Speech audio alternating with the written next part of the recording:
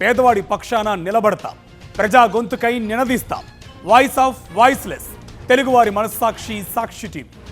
సాక్షి TV ప్రసారాల కోసం మీ స్థానిక cable ఆపరేటర్ను వెంటనే సంప్రదించండి. ఈ నెల 28న ప్రభుత్వానికి ఫైనల్ రిపోర్ట్ ఇవ్వనుంది కాళేశ్వరం కమిషన్. ఇప్పటికే విచారణ పూర్తి చేసింది కమిషన్. దీనికి సంబంధించిన ఫైనల్ నివేదిక సిద్ధం చేస్తున్నారు జస్టిస్ పిసి ఘోష్. 115 మంది సాక్షులను బహిరంగ విచారణ చేశారు కమిషన్ చీఫ్ జస్టిస్ చంద్రఘోష్. 400 పేజీలకు పైగా తుది రిపోర్టు తయారు చేశారు. స్వయంగా రిపోర్ట్ తయారు చేస్తున్నారు commission chief justice Chandra Ghose.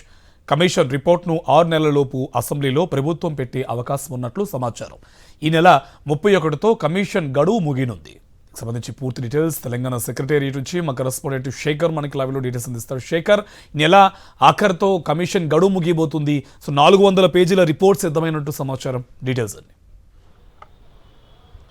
Yes Karthik, దాదాపు 16 నెలలుగా కాళేశ్వరం ప్రాజెక్టులోని మేడిగడ్డ, అన్నారం, సుందిల్లా ఈ 3 బ్యారేజీలలో ఆర్థిక అవకతవకలు జరిగాయని జ్యుడిషియల్ కమిషన్ వేసింది రాష్ట్ర ప్రభుత్వం. గత సంవత్సరం మార్చి నెలలో ఈ కమిషన్ వేసింది. 16 నెలలుగా ఈ కమిషన్ విచారణ కొనసాగుతూ ఉంది. ఇక ఈ నెల 31వ తేదీతో ఈ కమిషన్ గడువు ముగియనుంది. దాదాపు 8 సార్లు ప్రతి 2 నెలలకు ఒకసారి కమిషన్ గడువును ఎక్స్టెండ్ చేసుకుంటూ వచ్చింది. కానీ ఈసారి ఎక్స్టెన్షన్ ఉండదు అన్నటువంటి సమాచారం అయితే అందుతూ ఉంది. ఎందుకంటే 115 మంది సాక్షులను, ముఖ్యంగా గత ప్రభుత్వ పెద్దలైనటువంటి కేసీఆర్, మంత్రులు ఈటెల, హరీష్ రావులను కూడా బహిరంగ విచారణలకు పిలిచింది, విచారణ చేసింది.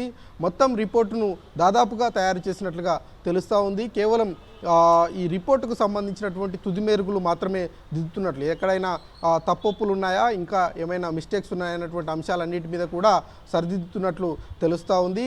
ఇక మొత్తం 400 పేజీలకు పైగా రిపోర్టు ఉన్నట్లు కూడా సమాచారం అందుతున్నటువంటి పరిస్థితులు. 115 మంది సాక్షులను విచారణ చేసింది. ఆర్థికపరమైనటువంటి అంశాలలో భాగంగా బిల్లులు ఏ రకంగా చెల్లించారు, ప్రాజెక్టు నిర్మాణం కోసం డబ్బులు ఎక్కడి నుంచి సేకరించారు, అదేవిధంగా ఆ డబ్బులను ఏ రకంగా ఖర్చు చేశారన్నటువంటి అంశాలన్నిటి మీద కూడా సుదీర్ఘంగా విచారణ జరిగిందని చెప్పుకోవాలి.